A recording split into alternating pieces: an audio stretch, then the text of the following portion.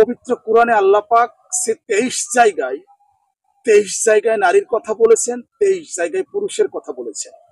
এবার দেখুন, 23টি ক্রোমোজোম মায়ের থেকে আর 23টি ক্রোমোজোম পিতার থেকে, অর্থাৎ এই যে 46টি ক্রোমোজোম নিয়ে একটি শিশু পৃথিবীতে জন্মগ্রহণ করছে। বিজ্ঞান এখানে অবাক হয়েছেন।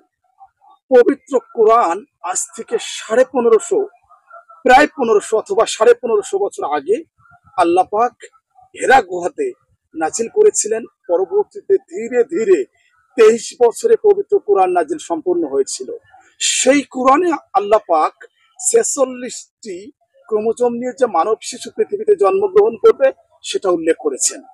শুধু সেটা না, আজকের বিজ্ঞান যেটা প্রমাণ করেছে 23টি ক্রোমোজোম পিতার থেকে আসবে আর 23টি ক্রোমোজোম মাতার থেকে আসবে। ঠিক এই কারণে আল্লাহ পাক পবিত্র কোরআনের 23 জায়গায় মায়ের নাম এবং 23 জায়গায় পিতার কথা উল্লেখ করেছেন।